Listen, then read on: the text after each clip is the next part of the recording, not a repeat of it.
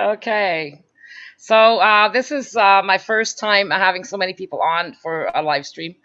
Usually it's well, not the first time, but going live this way, yes. So, anyways, I'd like to welcome everybody to this session. It's a very interesting evening for us with having Dr. Harvey Risch, Dr. Ira Bernstein, Dr. Stephen Pellick, Dr. Paul Alexander, Dr. Howard Tenenbaum, and Dr. Bonnie Mallard, and also we're waiting for Dr. Dr. Bridle to also come. Um, but anyways, hopefully you'll enjoy this session because these doctors here. Um, I'm missing one. Okay, no. What these doctors here have done is actually, stand up for the rights of the people. The information tonight is in regards to the science, what's going on in Canada today. And I'd like to start off the session to say that at least Alberta is now going to start looking at COVID-19 as saying it's treating it just like a regular common cold, and all the measures are removed, and they will no longer have anybody need to isolate. And then Saskatchewan is doing the same thing as well. So we're on a positive note here in Canada. And the thing is though, we have to be careful because the other countries, they're getting their parliamentarians to vote in for they've passed votes to call for global vaccination, forced global vaccination. And this is what I know, this is what's happening in the United States. And when we're looking at the facts and what's actually going on and the truth behind SARS-CoV-2 and everything there, we've had the benefit of having these doctors actually, bring back the common sense that we need. And, since we need to get away from the TV and all the propaganda, we have the benefit of enjoying the presence of these doctors this evening. So thank you, everybody, and welcome. And now, is there anyone that would like to go first? Dr. Pellick or Dr. Risch? Dr. Risch, go ahead. Maybe I'll start because I'm actually Sorry. honorary Canadian. I'm not a full Canadian. I worked at the University of Toronto for 8 years back in the 1980s, and I'm old enough now to be getting social insurance payments from Canada. So don't tell anybody I said that. My involvement is I'm a professor of epidemiology at Yale University. I spent 40 years studying causes of cancer, but I got a PhD after medical school in dealing with infectious epidemics. And beginning of last year, when the state of Connecticut closed down, I was on a panel to help advise the state as to how to reopen.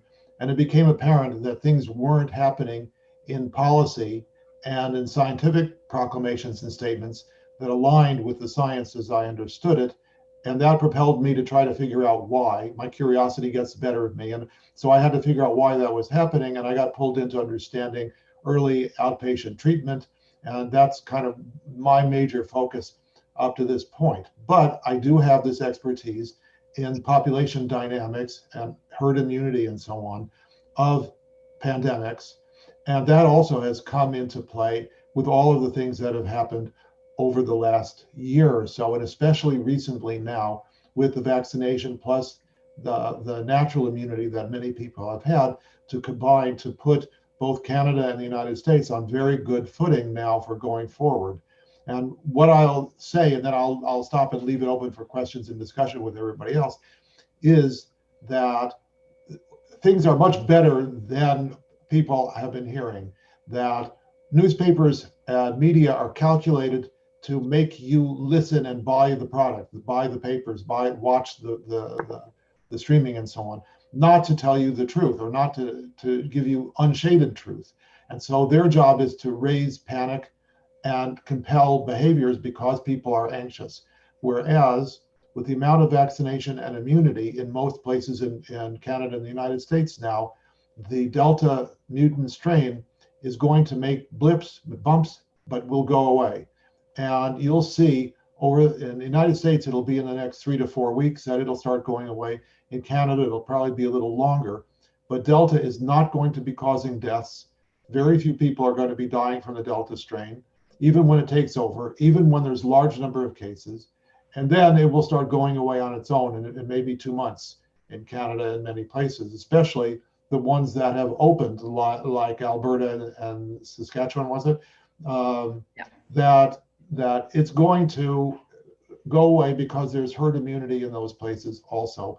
And so I'm really extremely optimistic that we are in the end, emerging on the end of the whole pandemic issue. And that leads me to question why there's this last ditch effort to push vaccines on everybody, because probably they know the same thing that we know, that the pandemic is going away and this is their last major chance to sell more vaccines.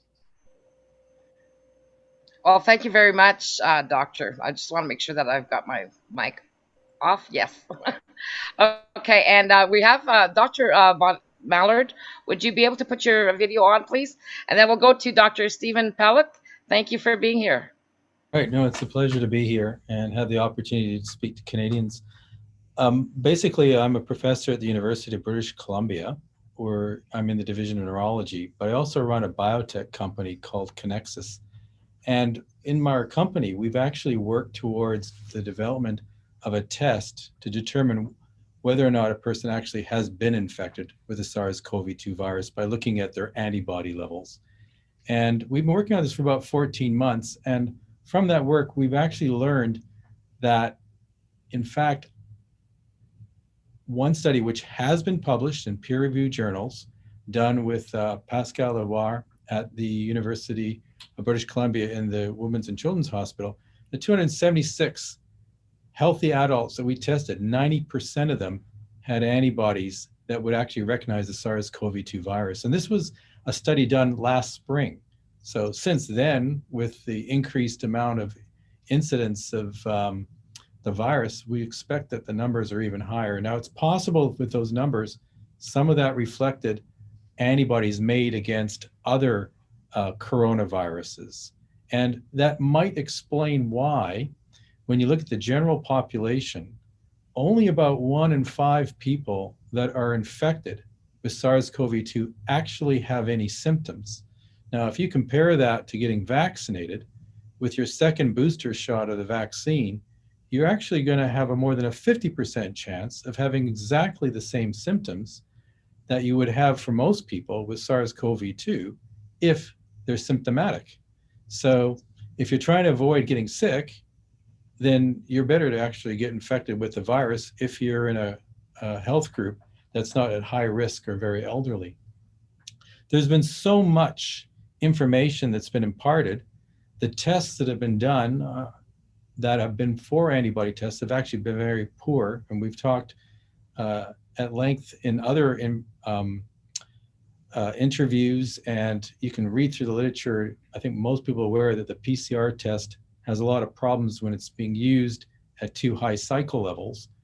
But despite that, you can kind of calculate, just based on PCR values alone, that at least a quarter of Canadians have been infected with the virus based on the PCR data.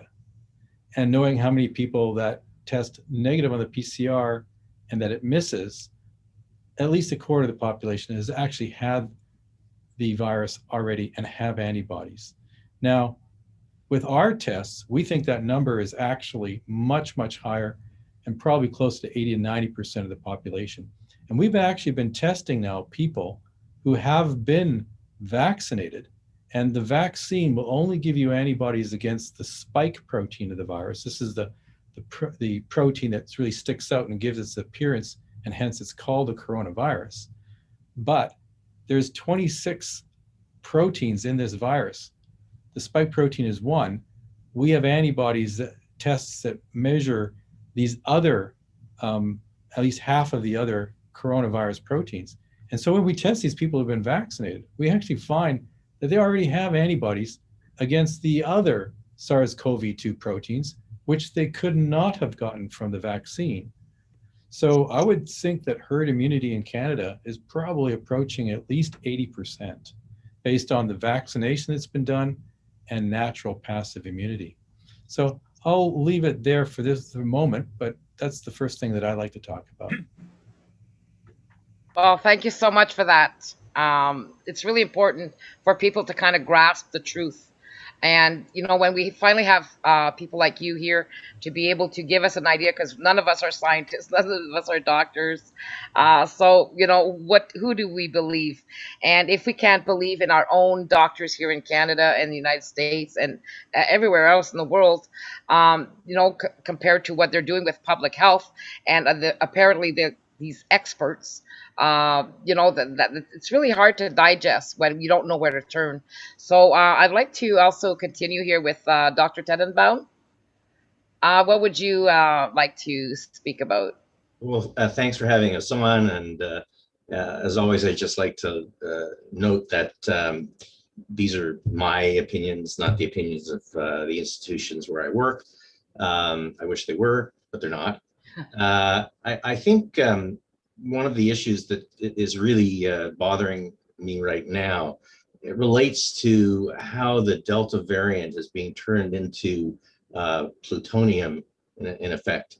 And all you have to do is look at the literature and look at the actual numbers, for example, out of the UK, because they experienced the Delta variant before we did. And relatively recently, I think a few weeks ago, I saw some data showing that the Delta variant, so to speak, had basically taken over in the UK, and has been the predominant variant, so to speak, and there are millions of variants probably in the UK for long enough, because we know deaths lag behind so-called case positivity. And yet, despite a huge increase in the number of admittedly PCR positive Delta variants, so they must have had something because they could sequence, I presume, the deaths have basically not changed at all. It's baseline. You almost need a magnifying glass to see the curve to show that there are actually appreciable numbers of deaths. There's been no spike in deaths, sorry to use that word. And yet the UK variant is extremely high, and maybe I shouldn't even call it a variant, quite frankly, because the mutation that we're talking about, it's insignificant. I like to talk about, if I'm talking to lay people, we all talk about the antibodies. Our antibodies recognize several parts of the virus, not just parts of the spike protein in people who've been infected, whereas they only recognize spike protein if somebody's just been vaccinated and they've never been exposed. But antibodies, they're amazing molecules. They recognize these invading pathogens, and eventually we start making antibodies that latch on to these pathogens. They recognize the pathogens, and if the pathogen happens to change a little bit, which is inevitable. I mean, Dr. Fauci seems surprised about these variants, and again, using that word advisedly.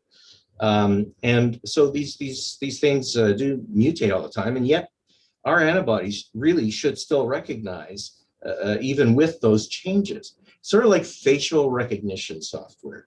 And that's something that's totally man-made, and yet it's difficult to fool facial recognition software. Think of the facial recognition software as if it was the antibodies, and if the pathogen, let's say they're looking for me, let's say, walk into the airport, the facial recognition software, similar to the antibody system, will recognize me immediately, even if I'm wearing a hat now where I didn't before when they took the first picture, or maybe I colored my hair. That's sort of like the mutations that are going on with these viral particles, but it still recognizes me because there's no other explanation for why everything else is the same. So we've seen, on the other hand, significant escape from the vaccines. Which I think is driven by the fact that the vaccines have been delivered during the pandemic. That's provided, I think, evolutionary pressure on these viruses, but yet we're seeing significant escape. The Israeli data, that this is one of the most vaccinated countries in the world, and they've got very good database and data reporting. in some cases, the last case count I looked at in between July 4th and 10th, for example, in the 40 to 49 age group, 86% of the people who had developed COVID, evidently, had been vaccinated. And yet, they're still trying to sell the vaccine, because if you don't have the vaccine, you might get COVID. However, if you do get the vaccine, you just might get COVID.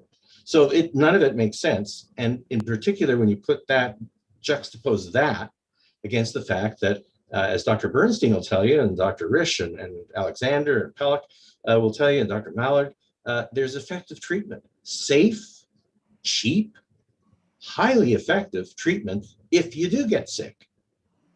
So I think this is really, it's impossible to understand. And I think it's actually quite an emergency at this point, because the powers that be seem to want to get this vaccine into the arms of our children. And yet we have no idea as to what are the long-term side effects. We certainly know the immediate side effects, but we don't know what the long-term side effects are. I can't say they will be, but they can't say there won't be. And therefore, why would you take a chance and immunize your children? That's criminal. Yeah, we totally agree, Dr. Tenenbaum. Like, some of this stuff really doesn't make sense, but because we're researchers, and you know, we look beyond and trying to find a solution, a legal solution to stop them. You know, we came across some really damaging information, especially in Canada, in regards to the NIH. And how much money that the NIH actually got, which was $42 billion for the creation of a bio data bank. Okay, and the ones, how is Canada connected to that? Quebec and Genome Canada. So when you connect all these dots together, this is to go into that international data bank, and would be one of the reasons why they need everybody vaccinated, because then they get more information, and it all comes back to AI and that $42 billion. Well, so something else for everybody to think about. Now, you had to tell me that. Yes. Now for sure I won't be able to sleep tonight. That's okay. We'll fill you in. We're doing a whole series on that next week. So now we have Dr. We'll go to Dr. Alexander, and then to Dr. Mallard afterwards, and then Dr. Bernstein. How's that? So Dr. Alexander, your thoughts? Oh, good night. Thank you for having me, and I appreciate the chance to talk to the Canadian people. Just quick background. I did function as assistant professor at McMaster University in Evidence-Based Medicine just prior to now for a good number of years. I did my doctoral research under Gordon Guyatt, who's the founder of Evidence-Based Medicine. And the reality about it is, germane to this topic, is that I did work from February of last year, 2020, as a COVID pandemic systematic evidence synthesis advisor to WHO in PAHO in DC. And then I shifted to the prior United States administration in the Health and Human Services for the Assistant Secretary and the Secretary of Health and Human Services under Trump administration. The issues that I wanted to say is this, you know, Dr. Risch, Dr. Tenenbaum, Dr. Pellick, especially Dr. Pellick gave a rousing piece there, especially the 90% potential, some sort of cross-reactive cross-protection.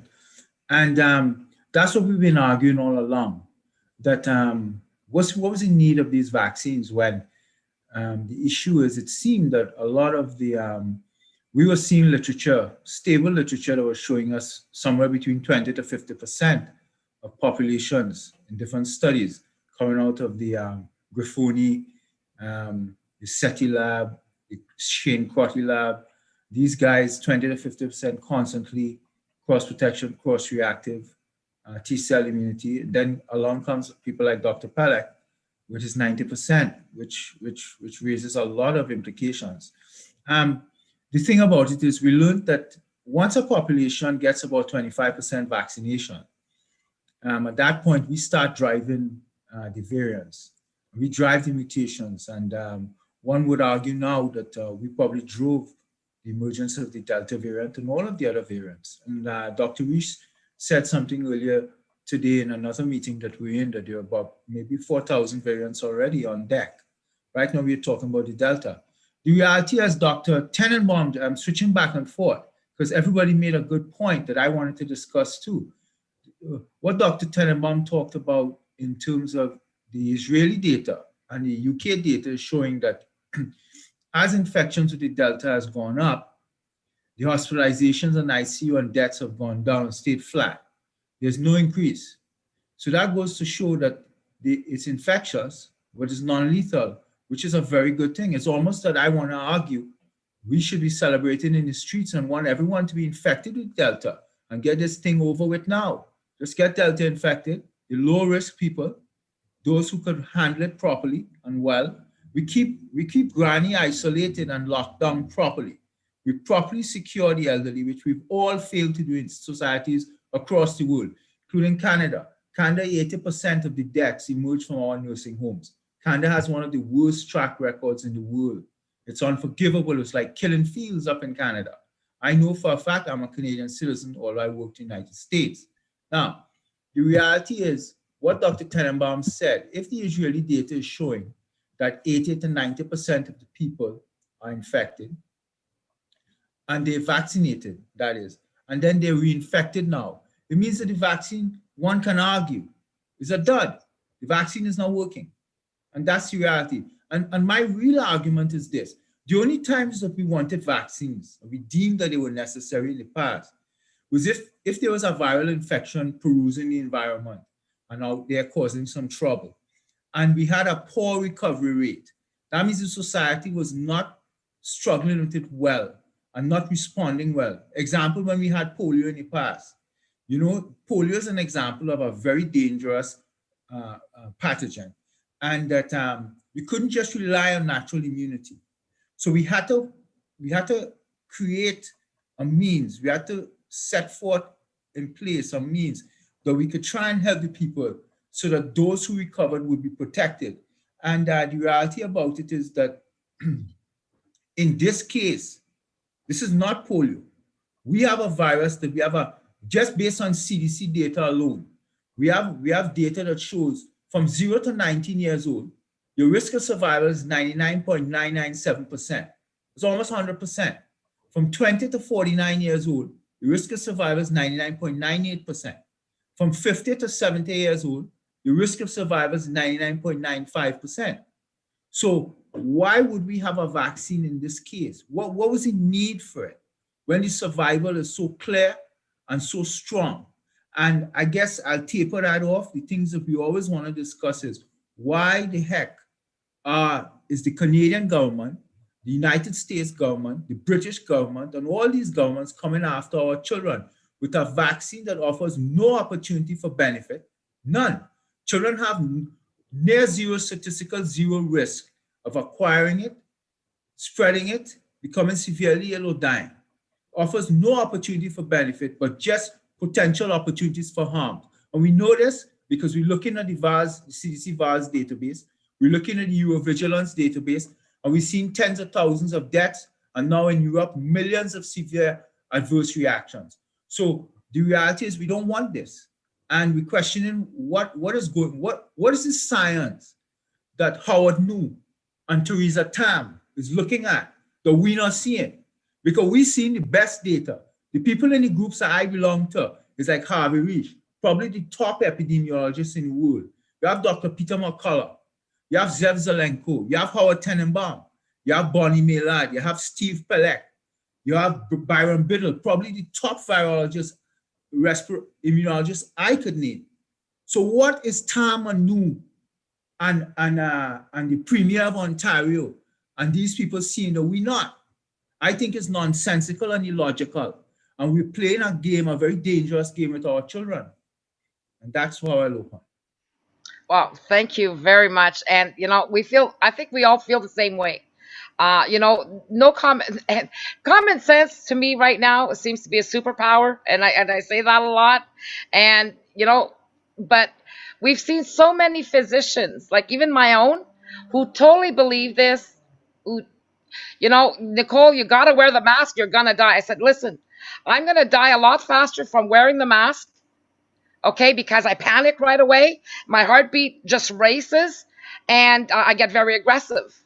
Well, we know So I, the data that are available now, and actually the data that were available a decade ago with regard to influenza, the data showed that even nurses or healthcare workers working in high exposure environments for influenza, that there was no difference in terms of them developing influenza with or without a mask. yeah. We had those findings. And so when Dr. Fauci in the States and Theresa Tam here in Canada, started to say, well, you really don't need to wear a mask. Don't forget, that's what they all said at the beginning. Yeah. They don't work. Some of the reasons they gave for why they don't work are not reasonable. They're really related to people who have to mask when they're treating, say, an Ebola patient in the hospital. But the data were already there. So in fact, people say that Fauci flip-flopped. He says, no, I didn't flip-flop. The science has changed. That's why I'm now recommending masks and not masks, whatever. Well, actually, the science, he was right. He wasn't lying. He wasn't misleading people at the very beginning. He was right. So was Theresa Tam. You don't need masks. And now all of a sudden we do. But the science has actually grown. Large study in Denmark, huge study. No difference with and without masking. And it was a randomized prospective trial. Yeah, like I told my doctor, I said, I'm not walking out of here without a medical exemption, and I think I'd have I'll take the 1% chance of dying from. Well, I said I've got 99.77 chance of surviving COVID with 1% chance of surviving this mask. And I walked out with my paper, but it's been hardship. So. Again, tomorrow I see a gynecologist. I don't know how it's going to go between me and this new doctor of mine, but hopefully he'll have gotten the message and he'll be like, with common sense and not just believing what he's seeing or what the medical associations are sending to them to brainwash them. They need to start thinking with common sense. So, Dr. Bonnie Mallard, your thoughts, please. Yeah, so thanks for having me. I'm tell you a little bit of background. I'm professor of immunogenetics at the University of Guelph, and I've been there for many years. But I should do what Howard did and make sure I say that these are my opinions, and they definitely do not necessarily represent the university. So really what I want to say is I'm tremendously sympathetic to the Canadian people. They have been on quite a journey trying to figure out what the heck is going on. And this has been really difficult. I mean, at first, I think I was like every other Canadian citizen, every other scientist in North America. And we locked down. We tried to assess the situation. But that's when things started to go sideways. And I remember my poor husband, because I mean, I was reading day and night and trying to really get a handle on this. So I knew what to advise my family, what to advise my staff, my students. And so it was critical to get this right. But it soon became apparent that the vast majority of people recover and that children were not at risk. That was a really important thing to find out. But the elderly were at risk. So we started to figure out very quickly who we needed to protect. But as Paul said, we did a bad job about that. And there are ways of doing it. So, okay, maybe we learn from that. The other thing that came about was that children started being put out of school. I mean, this became a problem for mental illness. Parents began to lose their jobs, yet they were trying to homeschool their kids. Fear, absolute fear, took hold, and nobody tried to give the public information to tell them that they did not have to be that fearful. And you know, when people are fearful and stressed, all kinds of bad things happen, including the immune system not working very well, child abuse, alcohol abuse, people on the streets. It was a nightmare. And then we quickly learned that the people that were immune had quite durable immunity. They're good immunologists, like Shane Grotti out of the US at La Jolla, and showing that there was antibody and it was hanging around for extended period of time. I think his first study showed 8 months.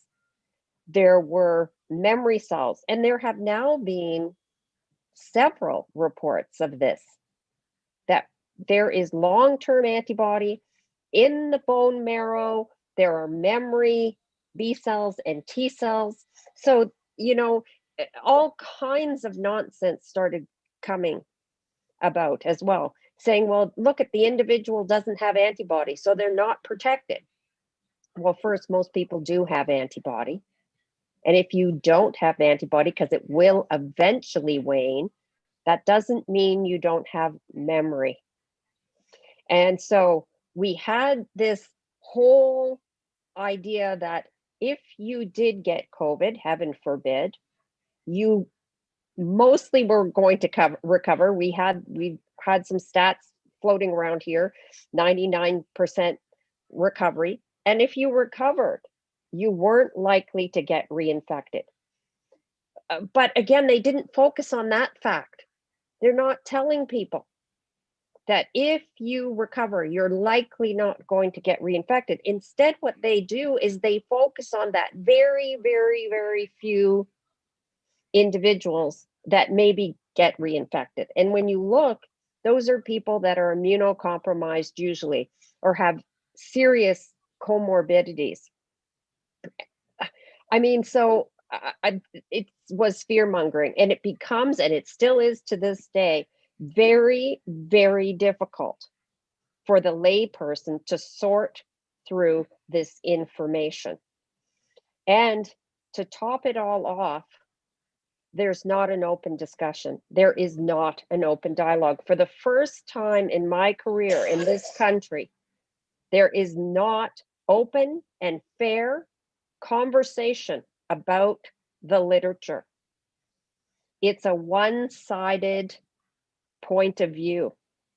And those people are entitled to that point of view, but we are entitled to our point of view. And furthermore, the Canadian public has a right to hear it.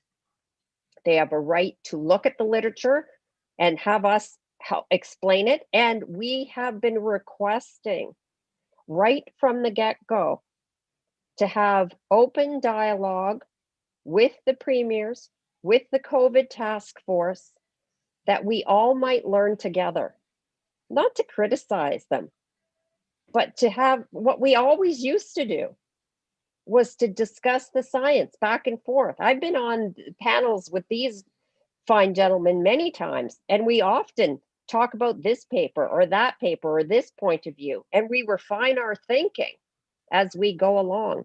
But that hasn't happened. That hasn't happened. I mean, it would have been nice if we could have had these conversations on CBC or CTV.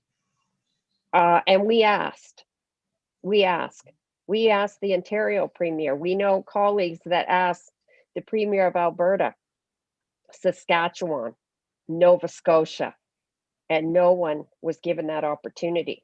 I find that alarming. I believe the Canadian people should find that alarming. And then Dr. Bridle is not here to speak for himself, but he is my colleague. And the way he has been treated is appalling to me. He should have the opportunity to have his opinion. Instead,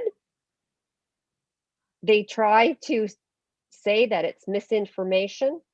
His colleagues put all kinds of false information on Facebook and Twitter and have a letter signed that what he's saying is misinformation. That's unfair, particularly if you haven't read the literature and if you haven't talked to the people in person. So no one has really, said, hey, Dr. Bridle, not the colleagues at Guelph that are, signing these petitions. Could you tell me why you feel that way? That's what normally would happen.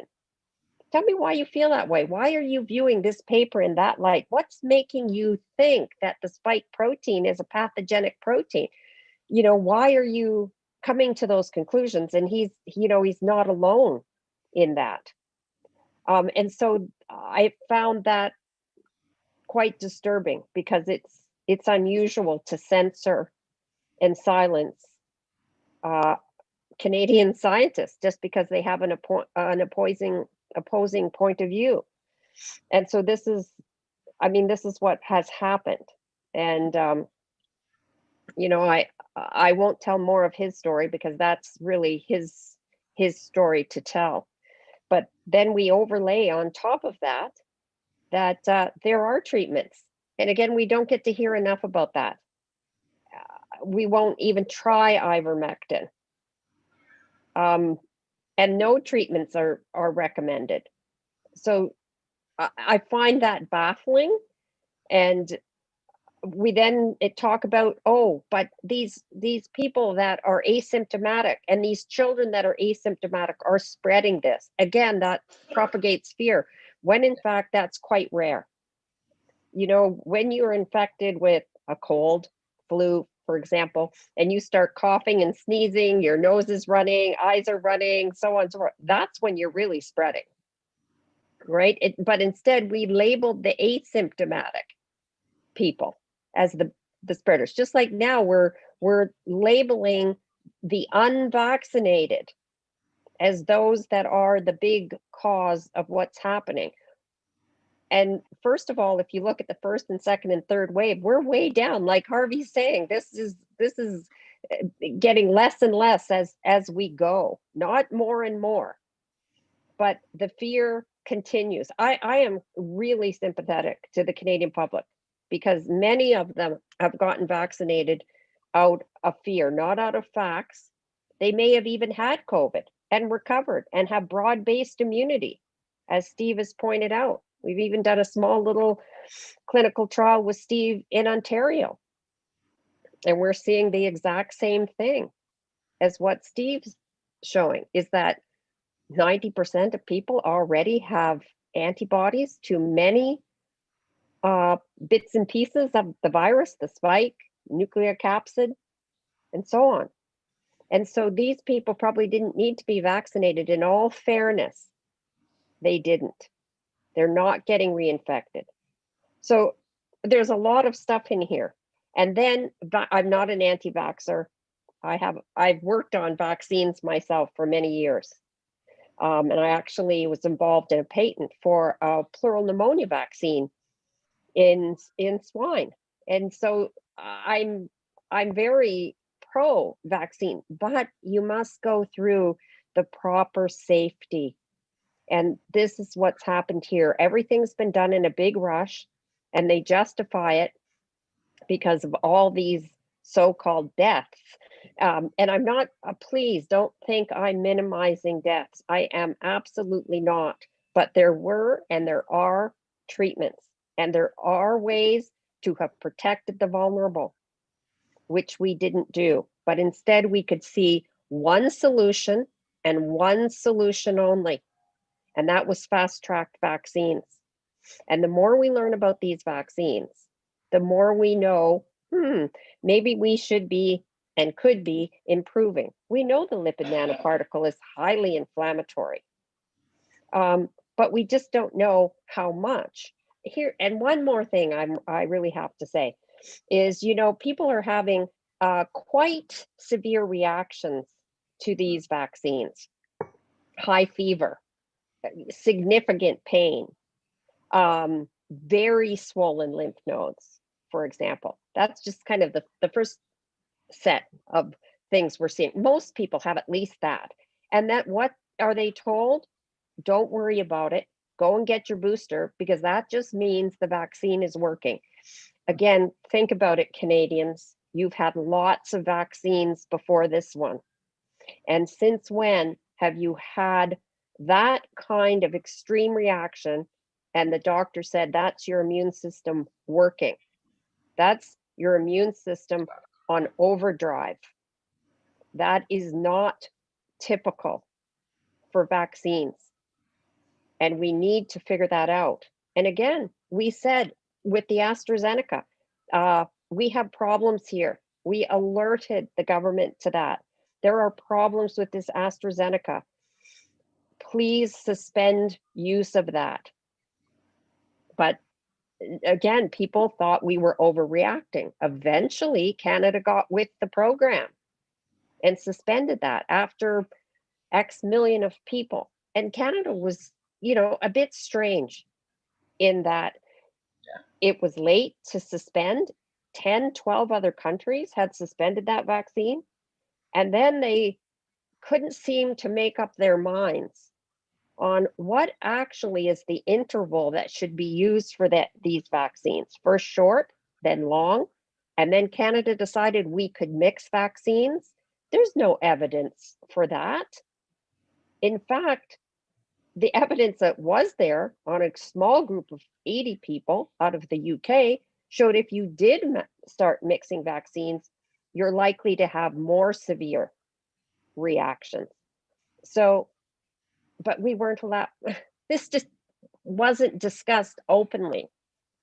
Instead, it was, we have to vaccinate. And, I have many, many friends that were vaccinated, and I am, it's fine. Make your choice. It's about choice. Each person, look at the evidence, make your choice, and live with the consequences. I'm perfectly fine with that. But let's first get the information out there so that they can make a rational and fair choice. And, we always had the adage, my body, my choice.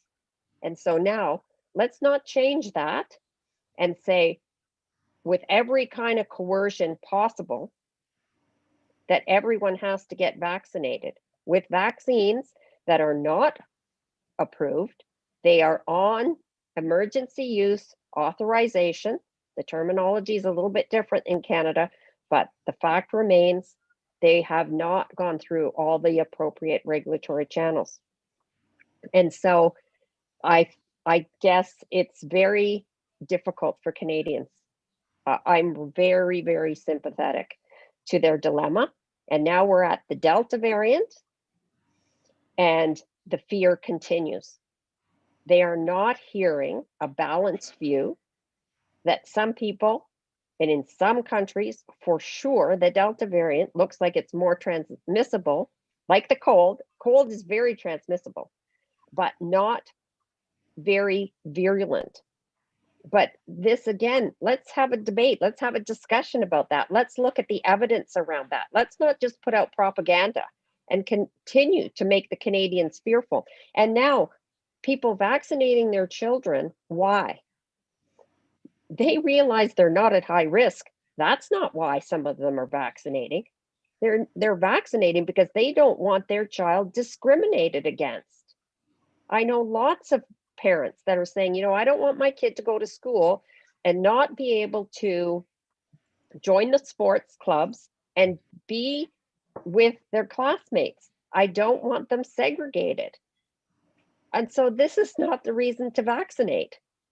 You vaccinate for protection, not because you want, it's crazy. And then blame everything on the unvaccinated, when in fact we know a good proportion of those people that are unvaccinated have been exposed already to COVID and have the best thing possible, which is natural immunity.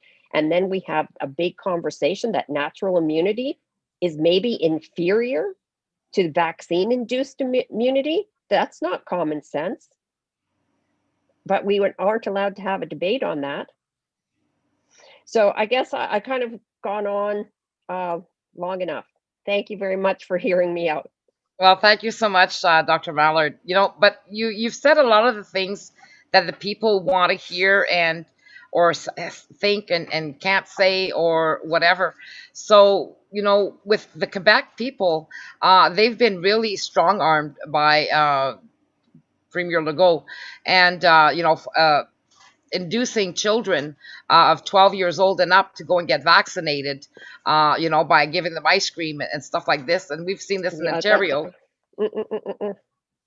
Yeah, that's not right. That's No, coercion. It's it a is form coercion. of medical, it's a form of medical coercion. And I mean, for 13-year-olds, for example, to be able to choose to get vaccinated without their parents' consent is not right. Again, I've said everybody has the right to choose for themselves and their families, but to have a 13-year-old who definitely cannot understand the complexity of this situation going to get vaccinated because they can get ice cream or because the teacher said it was a good idea or their peers' family said it was a good idea, but their own parents. I saw a video. I found this very disturbing. It was in City Hall in Toronto, and kids, there was a pop-up vaccine clinic, and kids were going, 12, 13, 14-year-olds were going to get vaccinated. And in one case, the mother was on the other side of the street crying her eyes out for her child not to get vaccinated, and she could not cross a police line to go to that child. So it creates havoc. It's creating absolute havoc when you have children being able to be vaccinated without parental consent. So yeah, I have a lot of concerns about what's going on. Yeah, huge ethical issues, and this is what we're looking into legally. Okay, so we're looking at the laws in Canada, what can be done, what can't be done, where they drew the line, and so that's our passion right now. So eventually, somebody's going to pay, and hopefully, we'll be able to help those parents to at least come to terms with the fact that their child was vaccinated. But the thing is where do we go from there if they start getting sick? We need to look at the future, and we need to be prepared for it. Yeah. So that's why it's important to have you, Dr. Alexander. No, you just said, because I'm very, very. Did everyone speak? Did I make a mistake? Ira says Ira has to Ira, speak no, yet. sorry. Ira has to speak before I say anything else. Okay, Sorry. we'll come back to you, Dr. Alexander. I apologize, Ira. My turn. Yes, it's your turn. Okay, go ahead, Dr. Bernstein. Sure. I guess I'll be talking about something a little bit different, not about the vaccines, but my interest is on the early outpatient treatment of, for COVID-19. I'm a family physician. I've been practicing for 29 years, and I've been following what has been available, the science early on in terms of treatment of COVID. I learned, I think back in March of 2020, that there were already effective treatments being used by many clinicians around the world, and there were numerous clinical trials, and that included at the time hydroxychloroquine, azithromycin, zinc, those used in combination, the Zelenko protocol, and he was just having tremendous success with this. But at the same time, it seemed there seemed to be a lot of censorship and suppression of these therapies, and I just found it very unusual. Why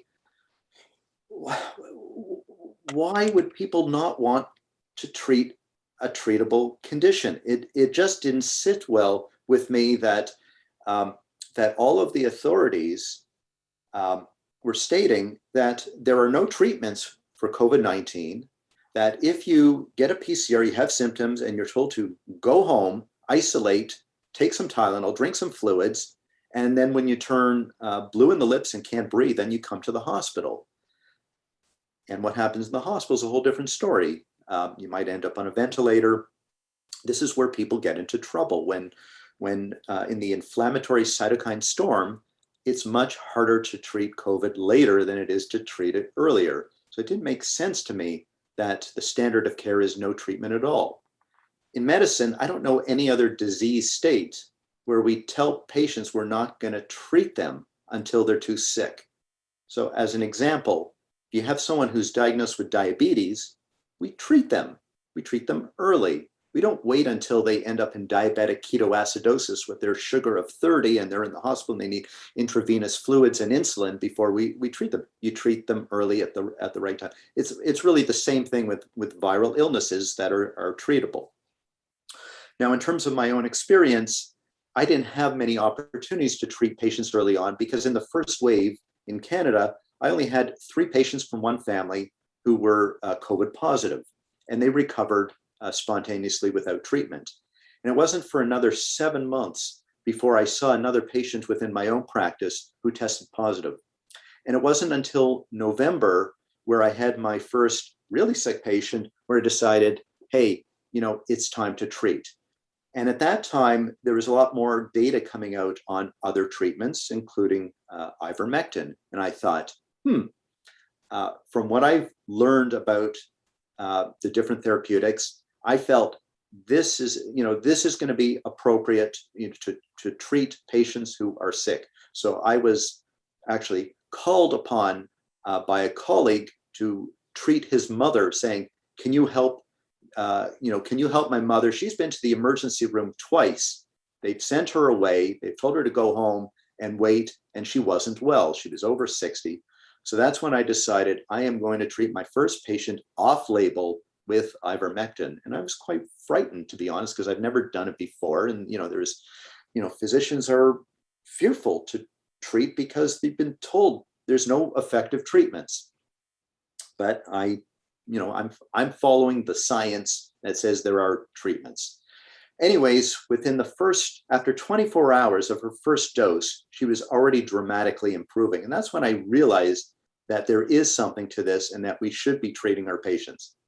So since that time, since November and beyond, I have treated quite a few more patients of mine.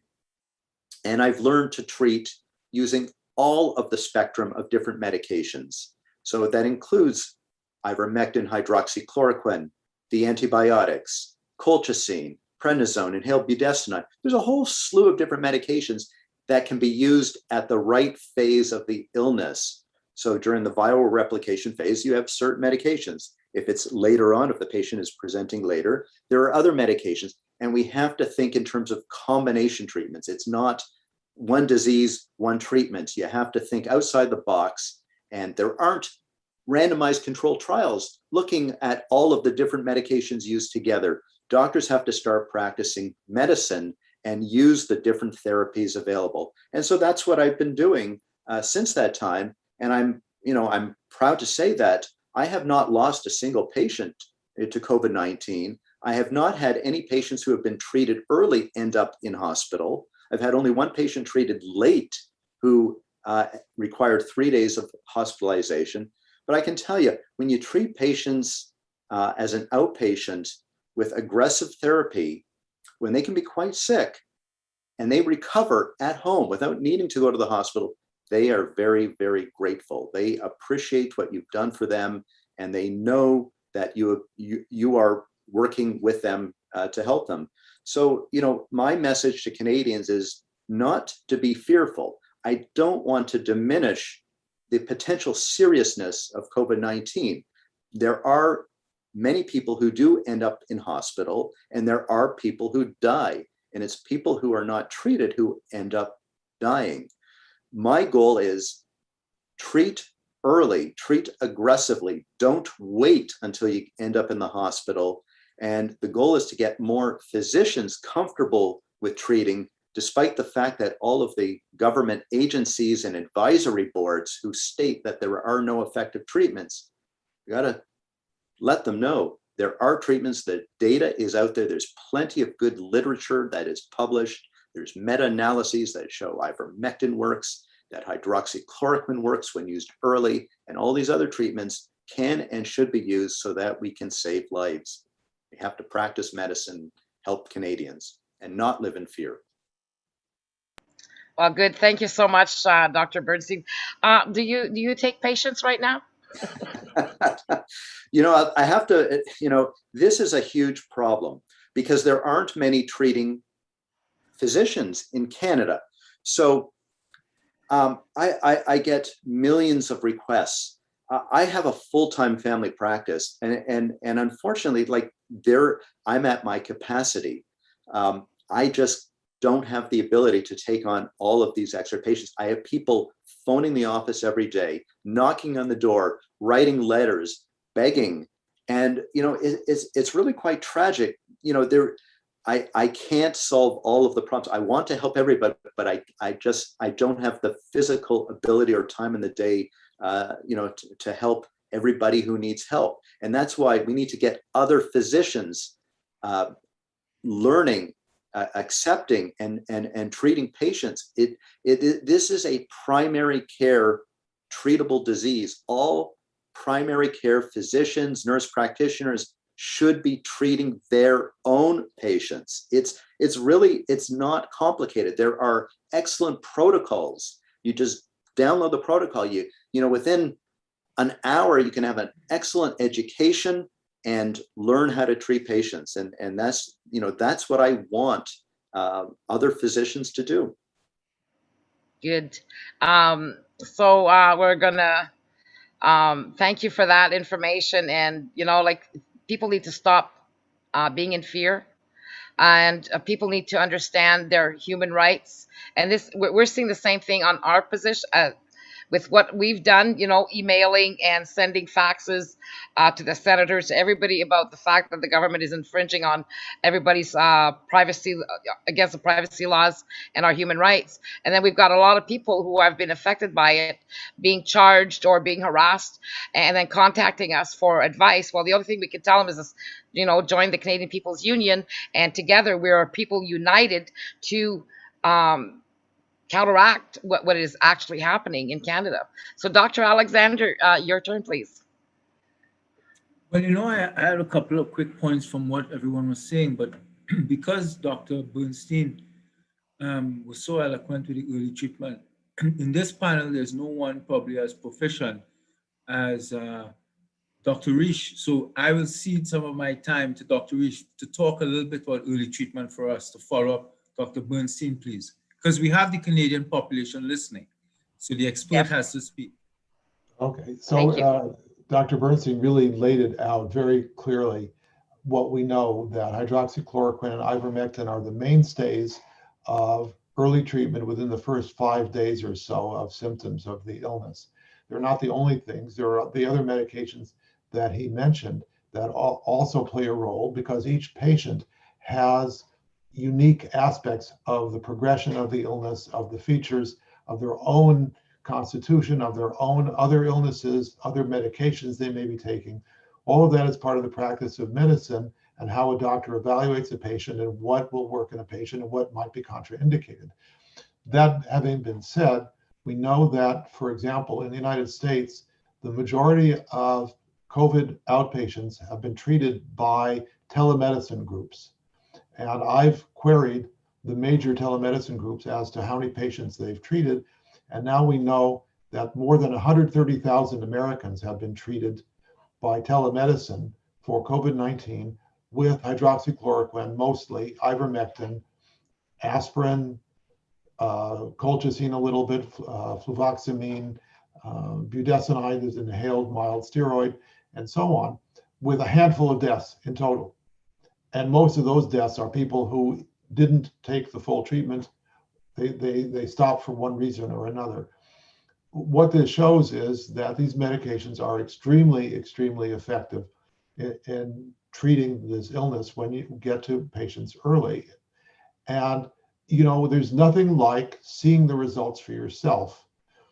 The federal government, the FDA, and some of my colleagues can say from now until who knows when that these treatments don't work. But when you see people who are at death's door, you know, that you give these treatments and they snap out of it in a couple of days and are back to normal at the end of the week, you know, who are you going to listen to? The FDA that doesn't practice medicine, or your own personal experience of the hundreds or thousands of patients you treated? And, you know, you don't need randomized controlled trials when you've seen your whole patient practice succeed based on you're evaluating how they had to be treated and treating them. And in fact, we already know this because even the people who believe that only randomized trials provide evidence, even those people have said in their published essays that when a medication is very strongly beneficial, for example, 5 or 10-fold reductions in risk of something, you don't need a randomized trial to see it. That almost anything that shows benefit will prove that it has benefit. It may not be able to estimate exactly that it's 5.2-fold benefit, because a randomized trial might be more accurate in some ways, but in order to prove that it has benefit, you don't need a randomized trial when the benefit is so large. And that is exactly what we've been seeing, that the benefit of these medications is so large, it hits you in the face, you see it with your own eyes, you don't need a randomized trial. And so for all of the people who stood in the way of these outpatient treatments, the FDA, the CDC, Dr. Fauci, all of the clinicians in the United States and probably in Canada, who are afraid to say anything other than what their medical organizations let them speak at under fear of investigation. All of those people are wrong. They're all complicit in the unnecessary deaths of the people who could have been saved by getting early treatment to them in the first place.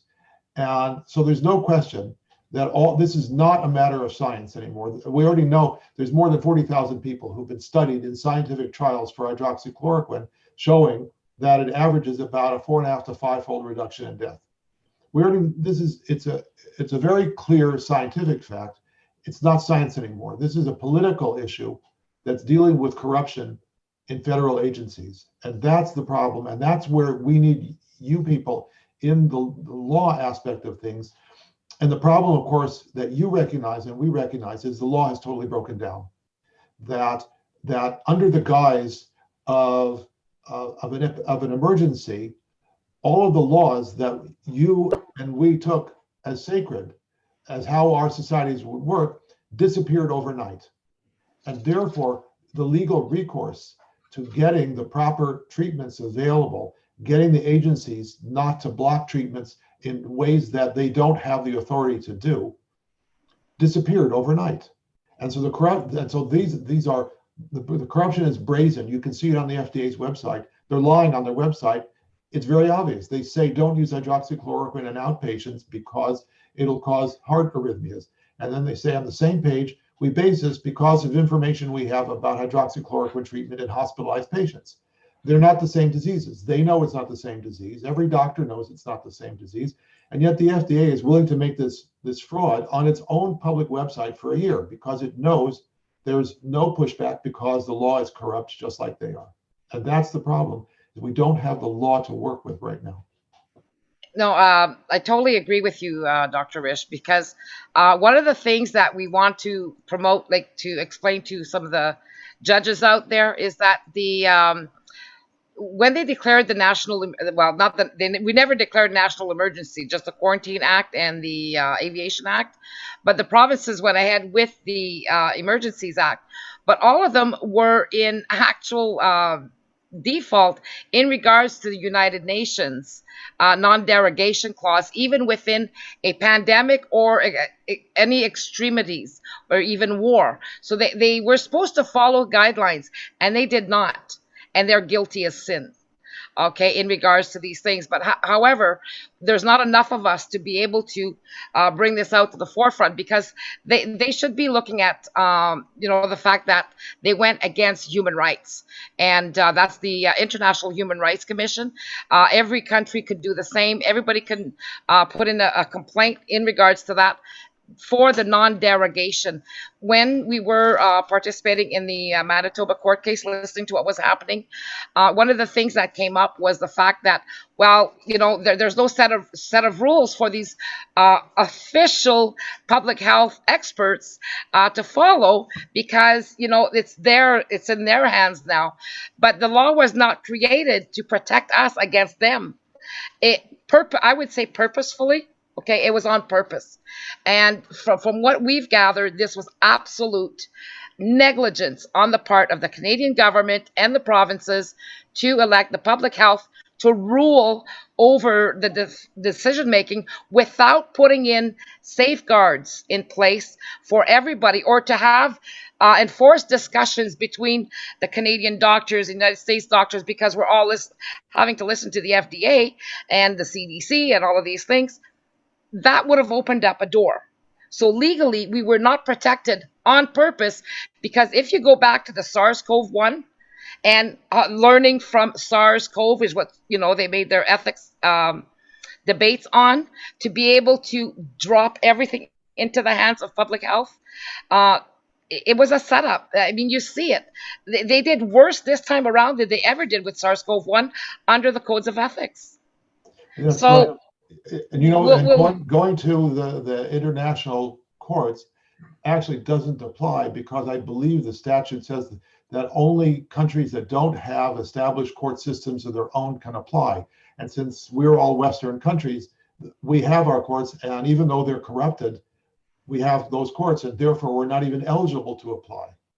No, well, that's it. But see, in our courts, we could file that our provinces, each province, could be charged under the fact that they derogated from our human rights. So we can make a good case around that. So here in Canada, and then make our complaints as well. So Dr. Tenenbaum and Dr. Alexander, anything else? Yeah, sure. This is it's a fascinating conversation that we're having.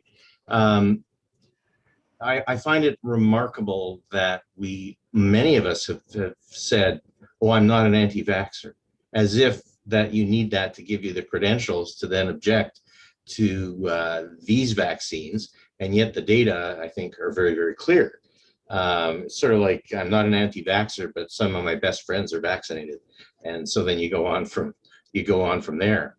But I think just to take up on a point that Harvey made about RCTs, randomized controlled trials, which Tony Fauci has held out as being the gold standard.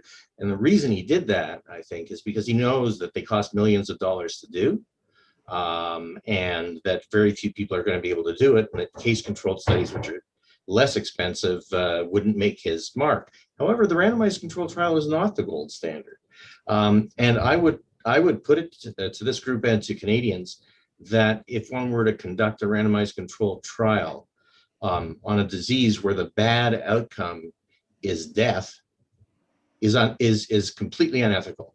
Yeah. No good research ethics board would pass something like that, in my opinion. If I was on a research ethics board, I know I wouldn't. And I've always likened it to, if you're studying a statin and cholesterol lowering drugs, where the bad outcome is, oh, it didn't lower your cholesterol that much, but they didn't drop dead at the end of the experiment. I get it. That's ethical. You can do an RCT on that, but you can't do an RCT when the outcome is death. What patient are you going to choose for the placebo? Well, anyway, so that it's unethical. And moreover, after people have done systematic reviews, meta-analysis, in other words, they've looked at all the case-controlled studies where the data are very clear, we know, based on other studies, that typically, if you do get to do a randomized controlled trial or two, that the results you get are not going to be any different than the results obtained by a series of studies that have been put into meta-analysis or not. So the outcomes are the same. So how they can use this and say everything else is anecdotal is asinine.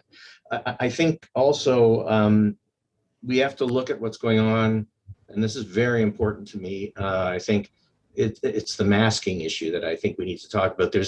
I think I mentioned that there are no findings indicating that masks work. It's not even an absence of evidence anymore. It's, people say, well, the absence of evidence isn't evidence of absence. But in fact, it is gone well beyond that. And I think it's very clear that masks don't work. But what do they do to kids?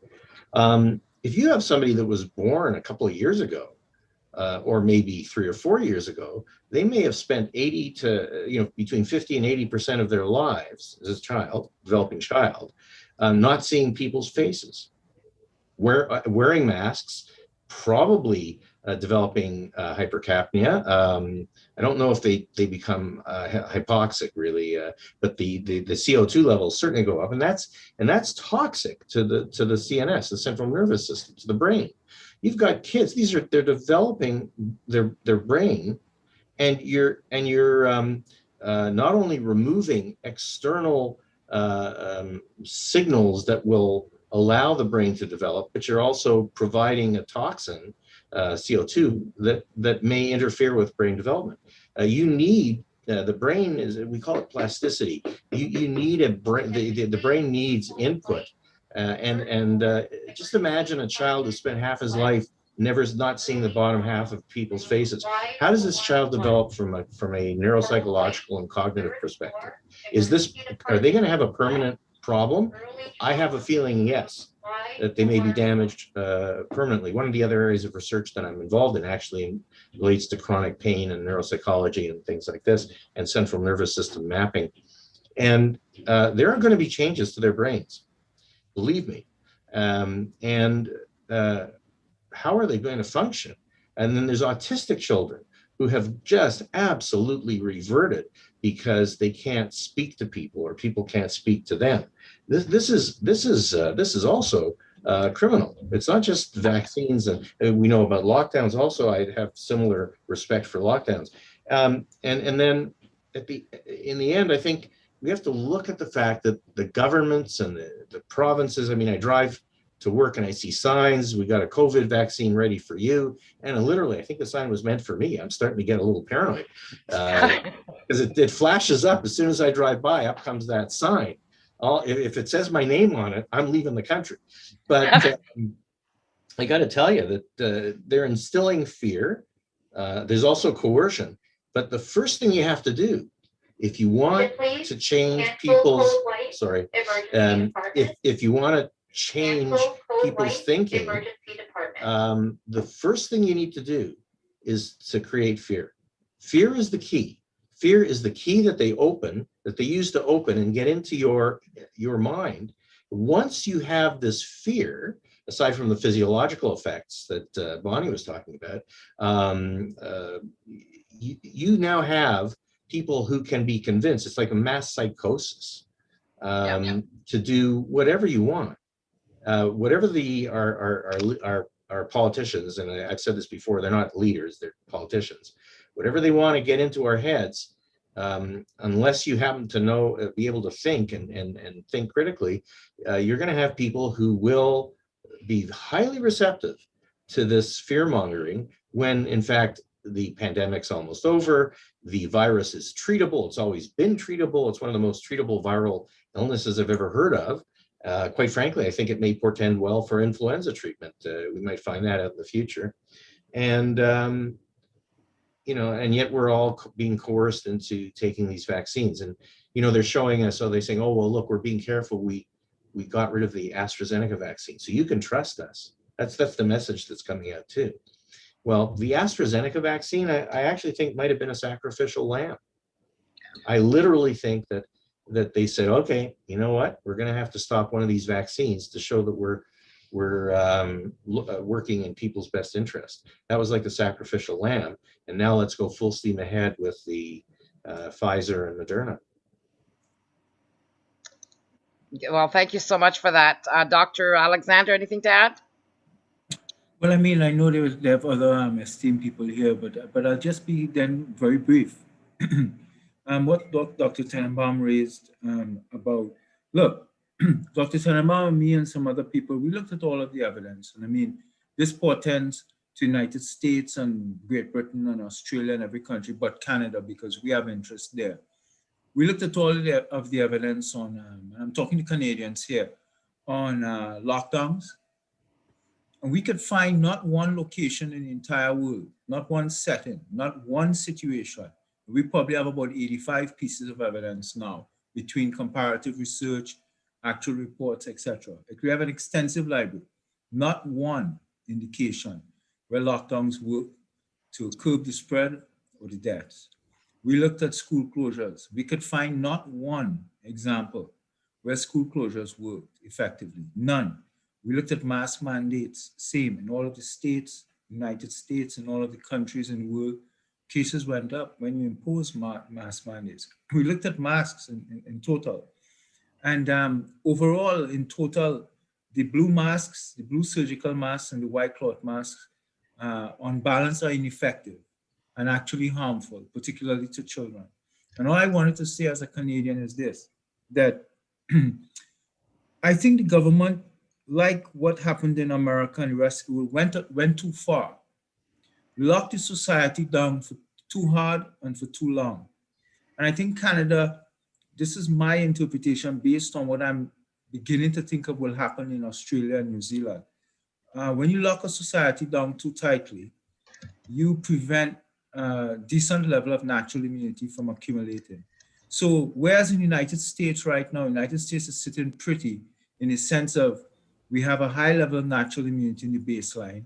We have a high level of vaccine immunity if you assume that the vaccine is working. You have cross-protective immunity that was already on deck. The population is beyond herd immunity, particularly for sure in many states. But in Canada, it's not so. And I think Canada may have a problem as it begins to open up, like Australia and these places. It was so draconian that particularly with this Delta or another variant is going to reemerge again, and the country is going to be faced with lockdowns. You're going to be faced with school closures again, which were highly logical, highly punitive. And we are arguing that you do not need to suffer the society this way. We did not need to do it before. We do not need to do it in the future. We have the issue of early treatment. We have the process where we could adopt a more targeted, focused approach, risk-age stratified approach, because COVID is amenable to risk stratification. And that is the approach that we should use. We should not impose these draconian measures, because I can tell you, from my short stint in the United States side, if it could be any benefit, and I know the Canadian government with the CBC and the local news there, they cover up the information. In the United States, if something happened in America, it happened in Canada. Canada and America, the same exact. I live in both countries, and I can say this, we saw across time that because of the lockdowns and the school closures particularly, there was data coming up from individual states all the way to the top of the executive showing that business owners, employees who were locked out when businesses closed, and children in those closed schools committed suicide. This was not covered in the news because it was a political season also. So there were a lot of constraints and reasons, but the actual data I myself saw, we saw people committed, they hung themselves. So there's crushing harms to these lockdowns. It was no joke. And we cannot even begin to think about doing this again because it destroys any society. I think Dr. Pelak wants to speak. Thank you. Well, there's a couple of things just to carry on what you were saying, Dr. Alexander. You know, in terms of the, if we take a look at the number of deaths that have occurred in British Columbia that has been due to COVID-19 last year, and we look at the total number of illicit drug overdoses in British Columbia last year that was increased from the previous year, it's almost equal. And, you know, we talked earlier about how alcohol abuse, well, substance abuse. And if you're talking about suicide, if I was a young person, what would be the drug that I would use to probably commit suicide? Probably fentanyl. So even though the government has argued that there's really been no increases in suicide, that's not what the data is really, to me, showing. Plus, we know the death rate has plummeted in British Columbia and the rest of the country since December of last year. You know, we had it go down with the second wave, and what we saw was a big third wave came back, but that wasn't accompanied by an increase in death. on top of that, if we look now in British Columbia, we're actually having more people dying from drug overdoses than we did last year for this time. So it's these lockdown measures and this constant fear. Now, this playbook of fear, it's interesting. You might notice that I have a little mask here in the corner. Some of you might recognize it. It's from a movie called V for Vendetta. That came out over 10 years ago. Well, in that movie, the premise was that a virus was being released. In fact, in the movie, there was a virus that the government had made, or at least individuals that then took over the government by putting their population in fear. That's how they became a totalitarian society. We don't even have to look that long before in the past to the times of McCarthyism. We're seeing a repeat of McCarthyism, of censorship, the Red Menace. It's all happening all over again. The last thing I wanted to mention was I want to reiterate the story with these vaccines. I talked a little bit about natural immunity. My concern is multiple-fold. It's all in terms of the vaccines. There's probably about 150 vaccines in development. We really know a lot about the first 4 that made it. They were all experimental vaccines using a technology that had never been used before for vaccines, whether it's the RNA vaccines or the adenovirus vaccines. The clinical trials were not done on people over age 70. They weren't done on people with comorbidities. They weren't done on children. They weren't done on pregnant women. And yet we went ahead and started providing these to those groups. They're short trials. Biodistribution studies were not really properly done. We can't find a lot of the data to support the safety of these vaccines. We're told that these vaccines are being well tracked in terms of their adverse effects, but we know the VAERS system in the United States only accounts for about 1 to 2% of vaccinations, and at least a person can, on their own, report basic vaccine injury. In Canada, you have to have your doctor do it. And the doctor, it'll take about 20 minutes for them to fill out the form.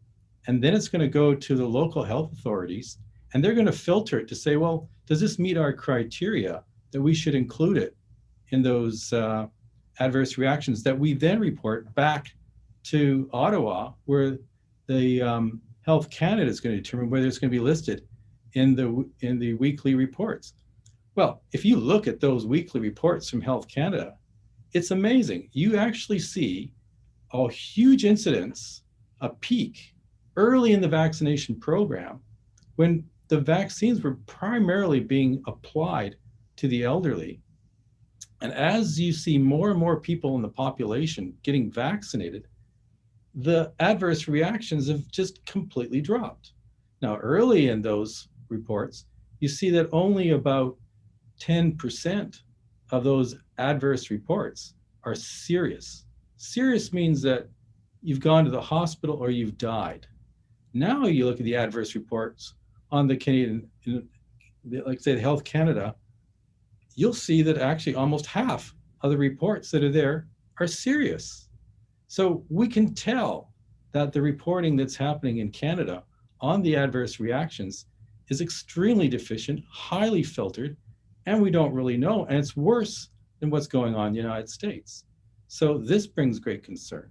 We also are concerned that these vaccines, because they've had emergency authorization in the States, and we have some sort of the equivalent here in Canada, what's happened is these trials are not completed until next year. So we don't have long-term safety data. We already have data at adverse effects with thrombosis, blood clotting. We have issues of bleeding. We have issues of myocarditis in children at levels that we should not be seeing. It's clearly statistically significant. It's stated that only about 0.05% of people actually experience, adverse effects that are of concern.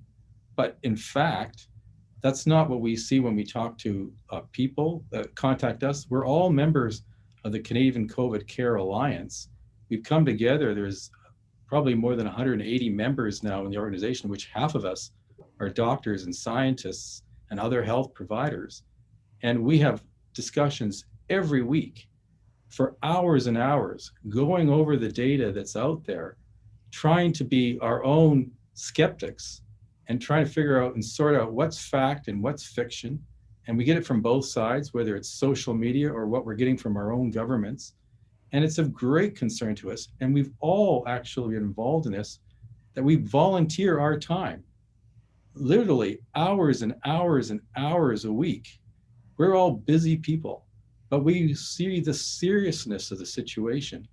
And we feel that probably more than any other times in our lives, this is when we have to speak up and do our bit as Canadians, really for the safety of our fellow Canadians. And so when we're speaking here, we're not, as been pointed out, anti-vaxxers. We in fact, take vaccines ourselves, whether it's for influenza. We do research that promotes the use of vaccines. We know that there's good vaccines that will be coming that are sooner going to be on the market. We're concerned with these effects of these current vaccines. My personal concern is how these vaccines work. They actually take one protein, have it produced by your own body cells.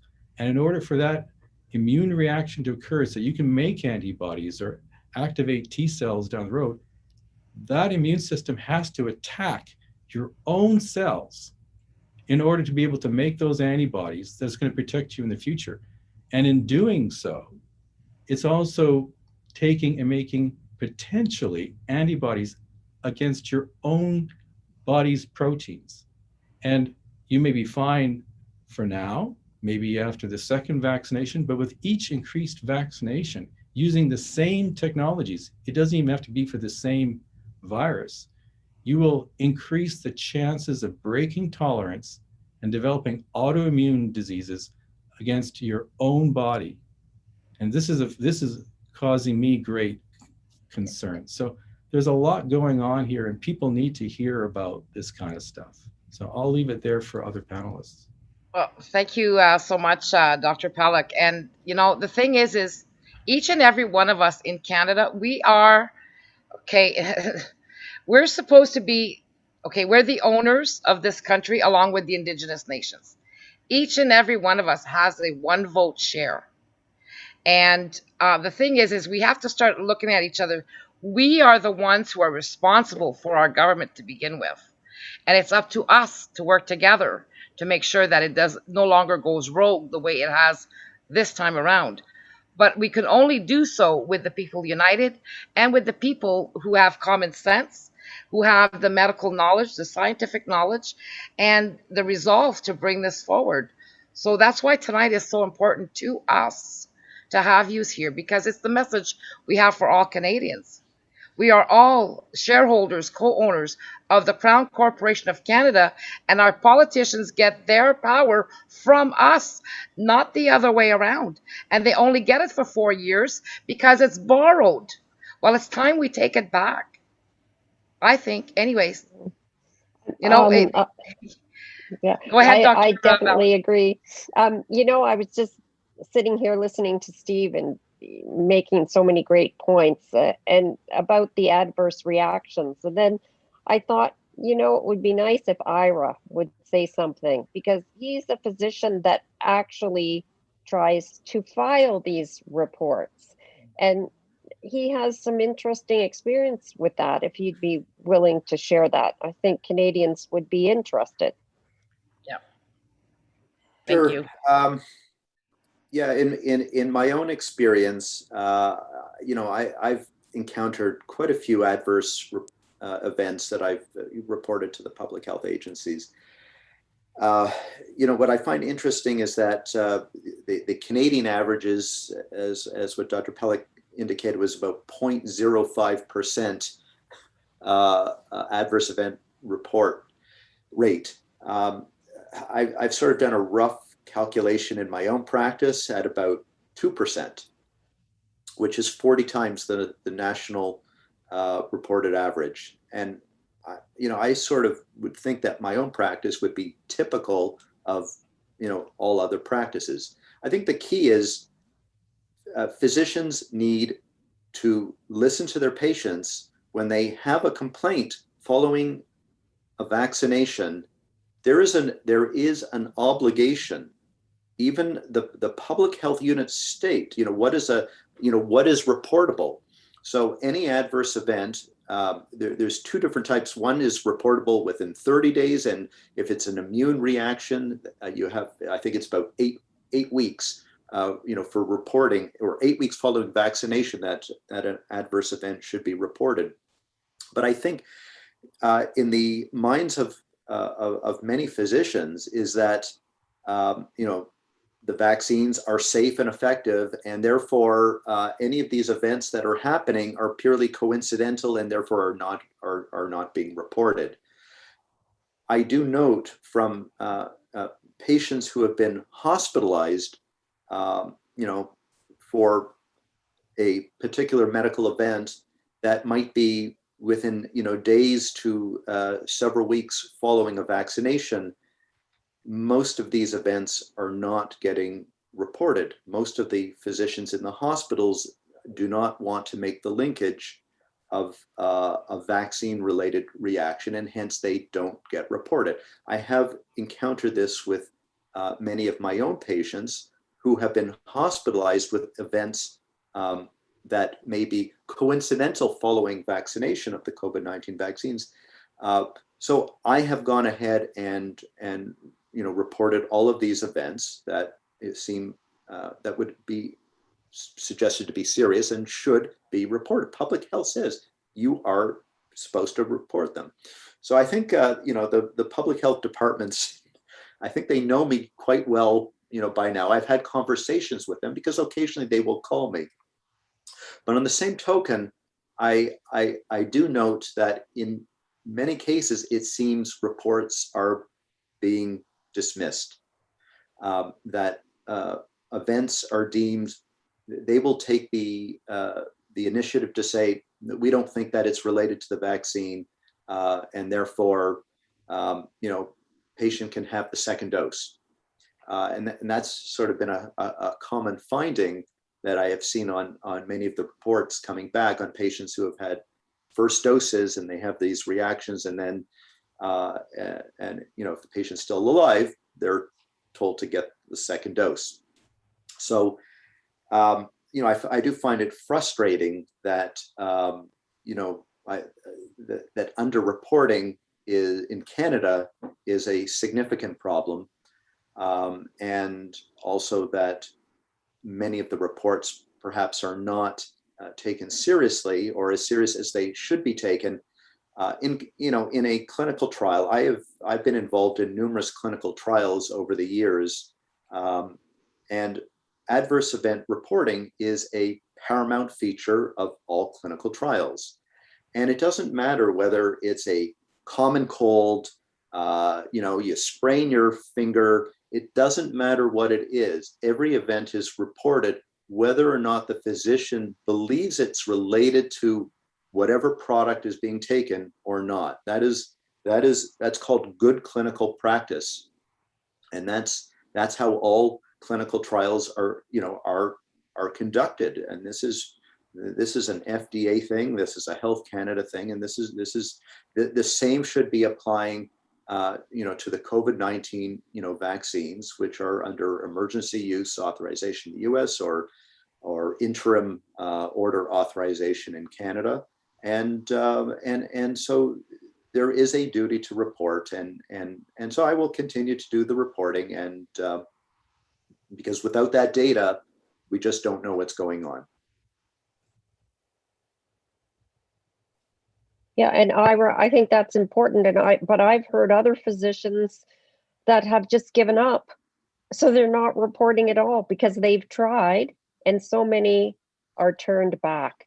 So that's frustrating to me. And also, so then what do the patients do? They try and start their own sites, the Facebook site, for example. And I know there have been some on Facebook where these people who have had vaccine reactions, they just want to have a voice.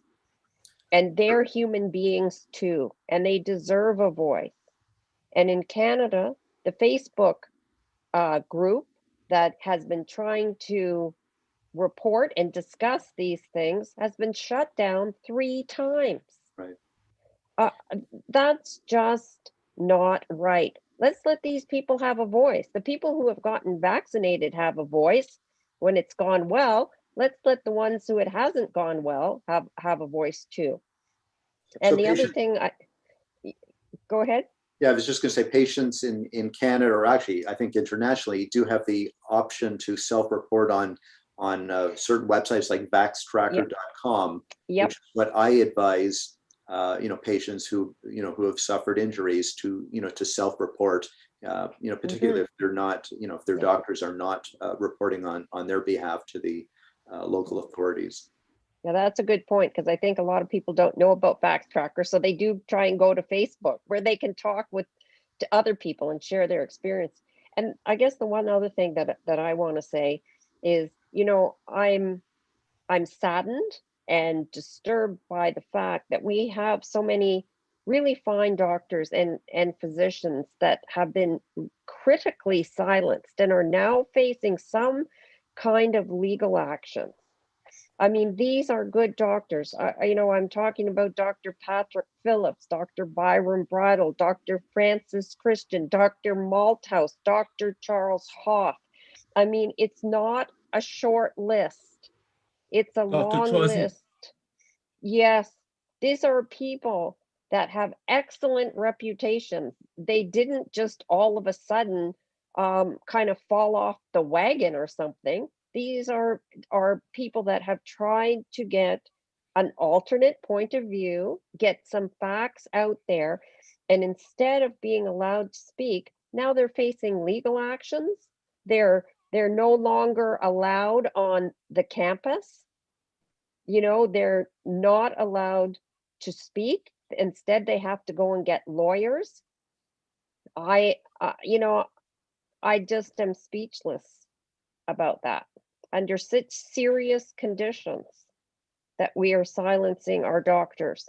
And then the order, and I mean, Ira, you know more about this than anyone, being a practicing physician, the College of Physicians and Surgeons putting out, notices that it's not a great idea to speak against the current, public health narrative. And that's what's gotten a lot of these folks into trouble. Just saying, for example, I think we need to be cautious around vaccinating children.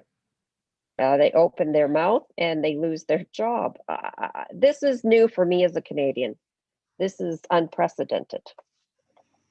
Yeah, I think it's unprecedented for all of us. But you're right about how we need to be able to assist people, even the doctors that have been ostracized. The one thing that I have to wonder in the 18 months of all of this, why has nobody brought up the isolation of the SARS-CoV-2 from March of 2020 up, in the forefront worldwide for everybody to see what that actually is, and then to show what was said in court, the Manitoba court case, that the PCR test from Dr. Bullard's findings, you cannot identify an infection at higher than 24 to 25 thresholds. It's ridiculous. Just those two things would prove that we're having a discussion 18 months later on something that never should have happened in the first place.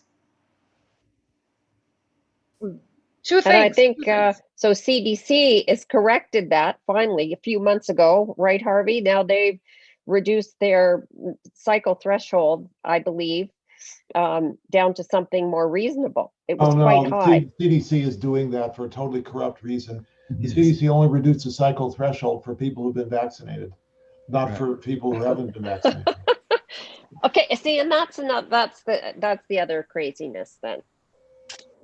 Just to show it's more effective with the vaccination. Right, because so that's completely unfair. And why aren't we talking about that? And the CDC stopped counting vaccinated cases unless they're hospitalized or dead. So and then they're claiming that 99% of cases that occur are unvaccinated. Well, of course they are, because all the vaccinated cases weren't counted because they stopped counting them 3 months ago. You know, how much this corruption is so blatant that you'd laugh if it weren't so sad and Well, so destructive to people. Dr. Risch, what is more blatant and sinister and corrupt than Dr. Stephen Hahn, the former FDA commissioner, now part of Moderna? I mean, I find this is the most. Oh, well, look, 7 or 8 of them have done that. You know, Scott Gottlieb is on the board of Pfizer. You know, as soon as he left the FDA, all of government has, it's all rotating chairs, and the heads of committees is only the prelude to working for industry. You know, the corruption is much larger, and unfortunately, I think that Hahn was kind of a deer in the headlights. I think it was going on underneath him that he couldn't control. So I don't fault him so much as opposed to the people under him who are doing what they well pleased in spite of anything he might have thought or felt. Oh, But well, go ahead, Dr. Pollack. I was just saying, just as Harvey says, I mean, right now the narrative is that only about 1% of the people in hospital have actually, they've been vaccinated. The other 99% are unvaccinated, and same for deaths. But how do you explain now that over 80% of total people in Israel are actually vaccinated that are in hospital? But that's because the CDC is counting people from the beginning of the year, and when vaccination Exactly. didn't start until a couple months. Exactly. So when you have very few people vaccinated, but you have peaks of people who have COVID-19, and you average the data out, then of course you get these low numbers. Take a look at what the data, and you can look at, for example, the state of Vermont, which actually has some good data that you can look for the last week, and you can calculate there the occurrence of breakthrough COVID, and it's 22%. They state even in the document that it's 1%, but again, as Harvey says, it goes for the entire, from the beginning of the year. So this is how the data is being manipulated to give the impression that, in fact, that people who are vaccinated are protected and they're not going to end up being infectious. Now they recognize that yes, if you're vaccinated, you can get COVID again, but they say it's a milder COVID. But for most people that are unvaccinated that get COVID, it's a milder COVID. There's actually no difference. It's true. And the problem is that these people are still able to transmit. And what people don't understand is that when you get vaccinated and it's in your muscle, the antibody that you produce, because it's in your bloodstream, is what we call IgG class antibodies. And these are longer lasting antibodies and they're good with immune memory. But when you get infected with a virus, you're breathing it and it's in your lungs. And the primary antibodies that you get are the class A and M antibodies. And these are on the surface of your skin, in your lungs. And so these are what we call secreted antibodies. Well, the antibodies that you're generating from the jab is not the kind of antibodies that are present at high concentrations in your lungs. So when you get infected, it's quite possible, even if you've been vaccinated, that you can incubate this virus in your lungs and you can still spread it, even though you've been vaccinated. And that's the reason why we're seeing these breakthrough cases of COVID-19 now in the unvaccinated. So the idea of vaccine passports is ridiculous because a lot of the people that are not vaccinated have immunity already. Yeah. And the people who are vaccinated, they can still spread the disease. And there's this crazy notion that as long as we have people that are not vaccinated, that we're going to continue to breed these strains of the virus that are going to be able to infect the people that are vaccinated still. And the reality is that when you have poor immunity because you've been vaccinated and only against one of the proteins rather than the complete virus, and the antibodies you have are not the best antibodies for the site at which the virus comes in, those people are actually the breeding grounds for the strains that are going to be the more infectious and that can bypass the vaccines. It's not the unvaccinated people, it's actually the vaccinated people. And people don't seem to understand that, but people who are actually familiar with immunology do understand this. It's the same phenomena as if you have a bacteria and you have an antibody and antibiotic, and you give the antibiotic to everybody in the population, well, what you're doing is you're selecting for the bacteria that's antibiotic resistant. And that's what's happening with the vaccines as well. Dr. Palik, I have a, while you were speaking, I got this idea. You know, the indoctrination of the people about vaccinated people are safe and unvaccinated are not safe when they're, you know, depending on the antibodies. Well, I think that whole mentality comes from us vaccinating our children, and they can't go to school or to daycare if they're not vaccinated. So I think automatically this is where most parents, you know, who think, oh, well, I need to get vaccinated then. You know, my children are mandated vaccinated to attend school. So right away, I think there's an association there that comes with that. Yeah, and even the wearing of the masks. I mean, the reality is that is a psychological tool. It's to alert the population that we have a serious epidemic and that this is deadly. And don't, like everybody else has said, we know people are at risks that, you know, have comorbidities or elderly. You know, it is deadly.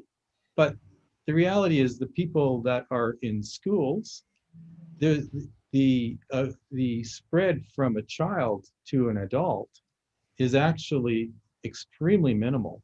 It's more likely that the adults are actually infecting the children. There's a study that was just done here in the Vancouver area with 170 schools, and basically 3/4 of them had no incidence whatsoever of COVID-19 with the students and the teachers.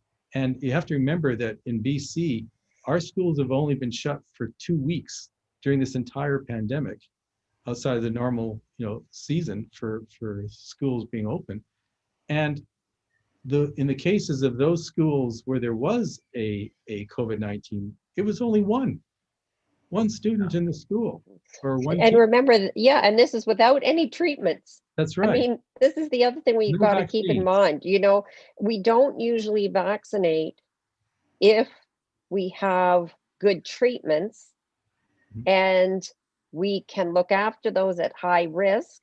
We're not going to go and vaccinate. There's no need, particularly if you establish that people can have durable immunity. So there's all kinds of, you know, misinformation out there, and it becomes very difficult to kind of get at the truth. Now, I know a lot of Canadians are saying, okay, you know, why are you people still talking about this? We're 70% vaccinated. Things are going to go back to normal. Let's just carry on. Well, I'm not so sure things are going to go back to normal. For example, based on what we see in Israel, because now we have through infections, and because we're still not treating. People still have not figured out that we can treat this thing. And so we're going to have a hard time moving forward when we're not acknowledging treatments, we're segregating society, we're making people, you know, fearful. So I think there is a reason to keep talking. And, you know, the fall is coming, and, you know, that's normally flu season anyways. We need to understand, you know, what to expect. I mean, I did hear just this week, and Harvey, again, maybe you can talk to this, that the CDC has said the current PCR test is now somehow no longer going to be used. It's redundant or whatever. And they're going to some kind of a multiplex PCR test where they will be simultaneously testing people for COVID and flu. So, you know, we have to understand we cannot sterilize our environment. Most of these, you know, microbes are actually our friends, and they help us. And this one is going to be endemic. It's not going to go away. We need to learn to live with it. We cannot be living in a sterile vacuum. The immune system doesn't work well in a sterile environment. As a matter of fact, if children are born into a bubble, an isolation unit, their immune system never develops, actually. So again, I think we have to address these issues. But Harvey, can you tell us a little bit about this change now, this multiplex PCR I'm hearing about? I don't know much more than you do. I've heard that, but the interesting thing is that the FDA withdrew its previous, the CDC withdrew its previous patented PCR test that it had licensed, and within a day, I forgot one direction or the other, it was announced that Soros and Gates Foundation had bought I forgot the name of the company that's making a new PCR test to be widely used for testing. So, there's no coincidences in medicine and in politics anymore. None of these things are coincidences. So I guess we're going to learn what all that's about. Yeah. Well, there's Dr. Tenenbaum. Before I saw that you're saying that you're going to have to leave soon. Go ahead, please. Yeah, I will have to leave soon. This has been a great conversation. And, sometimes you don't have to talk about science to really understand what's going on. And the fact that what we're talking about is very true. And just think about this. Why would I, at this stage of my career, stick my neck out? And why would Harvey and Paul, Ira, Stephen, Bonnie, etc., why would we do this if we did not see through the fog that we're being led down the road to disaster? And I agree. I think I'm very worried about the influenza season this year. I just hope they don't implement lockdowns, but I'm still worried about what's going to happen to people, especially vaccinated people, quite frankly. But the fact that we're doing this, that's all you have to, really, it's almost all you have to do. All you have to say is, do you think we're that crazy that we want to have our reputations potentially destroyed, or have people walking around with a target on my back at my institution, something like that? No. I think it's one of the strongest arguments, if you want, in favor of the fact that we are dealing with something very serious. We see it, and we want the Canadian people and our leaders, not leaders, our politicians, to see it. So I got to go, but boy, it's been a lot of fun. Well, thanks. Yeah, thanks for that, Howard. I'm just going to quickly jump in, because what they've said about Byram then is, he's talking against these other vaccines because he's developing a vaccine and he wants his to go. And that is absolutely ludicrous, because the Canadian vaccines are far, far behind. So that's definitely not by Howard, but that's not what he's doing. Instead, he is risking his own career to try to inform Canadians. Yeah. And, that's a sad part, but there's a lot of people support Dr. Bridle more than they support what the commissions are saying, and, some of the things out there. So, the support is there. It's just that he probably doesn't feel it very much right now because he's with his peers and everything else. But at the same time, what he's done and what all of you have been doing has been a huge help to all of us. And this is why, I'm so glad that you're all here this evening, and communication is key, as well as teaching this government or these politicians. If they don't know about the law, it's time we teach them, including the police officers and everybody involved, and even some of the lawyers, because some of them don't know some of the laws that are there to protect us. So, this can all come about in a good way. And if you're willing, okay, I don't know if you're going to like this idea, but we're open to every Thursday evening to have you on board, like this evening, if you're all free, whenever. So we could do this again, because it'd be nice to be able to keep up the conversation and to bring about updates so that the people know that we're standing with them. And, even the ones who have gotten vaccinated, coerced into that, and let them know that either scientifically, medically, and legally, we're trying our best to protect everybody. And it's time to unite. Yes. You're mute, Steve. Stephen, you're mute. Yeah, sorry about that.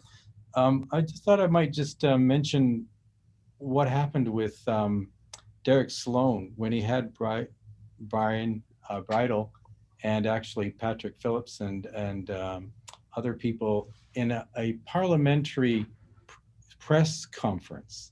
You might be aware of it, but they held this press conference about over a month ago. I guess it was actually maybe in June or early June, and no reporters came, really. There was almost no questions, and it did get posted, but while it was being posted, the live streaming was dropped on Facebook. Later, the actual press conference itself was no longer available on Facebook. It was censored, but you can still see it on the Canadian Parliament channel because they have these all recorded. It's had over 600,000 views, and 600,000 views turns out to be 3 times higher than the previous record, which was Trudeau speaking. So, the message is kind of getting out there. And it was really a message about censorship, much of what we talked about tonight. And, people are becoming aware that we're in a counterculture society right now, or time. And if you don't have a narrative that doesn't meet the mainstream narrative, that relatively few people are actually guiding, then you can't get a balanced opinion. I know reporters from CBC who have stories. They want to publish their stories, but they're being blocked by their producers because it doesn't fit the narrative. So even the reporters that want to get this information out are basically being muzzled. And this is the society that we're now in. And so, yeah, I'm happy to participate in the future as we get more information that's, we can update. Great. Fantastic, because what's coming in September is Bill C-10 and Bill C-36. And I'm hoping that we were able to get to the senators in time, and that's why they held off of Bill C-10 and sent it to committee, because they were to answer that right away. And all of a sudden, it got sent to committee. So now we need to put more pressure, and I think it's by coming together like tonight that is going to help open up the doors. So yes, Dr. Alexander? Yeah, I just wanted to echo what Dr. Pelak said. I'd be okay to participate. You send out the invites, and I can see if it fits into the schedule, but I'd be okay too. And I too would have to go pretty shortly. But I just want to end by saying, what we are raising here is so very serious, because remember, we are armed with looking back at the science from 2004, 2005, when they were doing the research studies on these types of vaccines. We found that just using the animal model, that the animals perished when confronted, when challenged with the wild type virus in the natural environment. And that's the issue here. The issue here is we're vaccinating people where we do not know how the vaccine behaves with you long term. And we really don't know how Canadians and Americans, etc., how they are going to deal with not just SARS-2, other coronaviruses in the environment when they bump up against it in the future. And that's the problem. And that's the basis of this antibody-dependent enhancement and all this, the concern that we have. Yeah. Yeah, go ahead, people Doctor. say, we often hear people saying, oh, yes, but we've done all kinds of research already on adenovirus vectors and lipid nanoparticles and nucleic acids and so on. And that's true, but that's research. And that's as Paul has said, some of those trials didn't go so well. And that's why these vaccines have not been licensed previously, and they're still not actually licensed now. Just because you've done a lot of research on bits and pieces of this doesn't mean it's all gone well, and you can now go and do a mass vaccination and think you're not going to have repercussions in the future. Yeah, People exactly. people should understand that the average drug that's developed, it takes 10 years. It involves clinical trials that go on for typically 7 years. You know, there's phase 1 in healthy people, phase 2 in people who have the condition that you're trying to treat, and it's a limited study, and then multi-study with thousands of people involving several years to establish the safety. It costs $1 billion to develop a drug. 90% of drugs that go into phase 1 trials never make it through to the end. And that's the typical situation. Here we have a vaccine that's been tested in a matter of months, developed in a matter of months, tested in a matter of months, and there you go, it's already in the population. I mean, that should give you some caution, just realizing what's typical and what's happened here. This idea of having this supercharged program to operation, I guess, warp speed, they call it. Well, it's been done at the cost of safety and efficacy. We know that the efficacy of these vaccines is dropping, and they're already trying to get you to get a third vaccine because they know that this is a sustained money maker. And as long as it's experimental, as long as it's an emergency authorization, there is no liability to any of the companies that are selling those vaccines. If you're harmed, the only person or the only organization that you can sue is maybe the government of your own country. And fat chance you're going to win that. And I mean, when you put this argument out to people, including good scientists, they say, well, it's justified, this emergency use and vaccinating millions and millions of people because of the high death rate. But then you've got to go back to the treatment. There were treatments available. Clearly, we've heard Ira, and I've heard a plethora of physicians speak on it, and it is in the literature. So again, that's a skewed point of view. Yes, there were deaths, but we could have cut those into a fraction. I mean, think about it. Today, I think we got around 26,500 deaths in Canada, since the last 18 months. And the vast majority of those, sort of 17,000 of the 26,000, are 80 years of age and over with comorbidities, and we never even made an attempt to treat them. We didn't even give them vitamin D. What? Well, what's interesting in regards to the nursing homes and that and the seniors, all of a sudden, C. difficile has disappeared off the planet. When in 2019, the World Health Organization declared a C. difficile pandemic. Canada, Quebec was #1 in C. difficile that they were using at the CDC. For comparisons, hospitals were being charged $350 million in infractions, fines because of dirty hospitals, and because it's the hospitals and the nursing homes that were actually the culprit in spreading the C. difficile back and forth back to the people. So that would be an interesting conversation as well. How many of them died of C. difficile and not COVID-19? We should talk sometime, bring the nurses on board, because Canadian frontline nurses have a lot to say too, and we're not listening to the nurses. We need to get the nurses on board. I've talked to many of them, and they're right there in the front line, seeing day after day what's going on. Maybe next time bring them along too. Okay, well, thanks for inviting us, Nicole. I think we have to go. Yes, thank you so much. Waving. I mean, I could listen to you all night. Okay, we can do a 24-hour thing, not a problem. Thank you from the bottom of our hearts, all of us. If the girls could open up their videos so we can say bye. We're going to be contacting you shortly. We can do one-on-ones, and then every Thursday evening, 8 p.m., invite the doctors, the nurses, everybody who wants to come, and let's get the information out. Let's communicate, have the communication and the discussions. a valid discussion, good or bad. Mhm. Let's discuss this and put it out on the table for Canadians.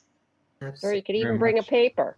And everyone Okay. talk about a paper or two. Yes. Yes, Excellent. absolutely. Mhm. Thank you so Okay. much. Good Thank you. Have night. a great Good evening. night. Right. And Bye. Dr. Rish, hey, you are our honorary now CPU Canadian People's Union member. Okay.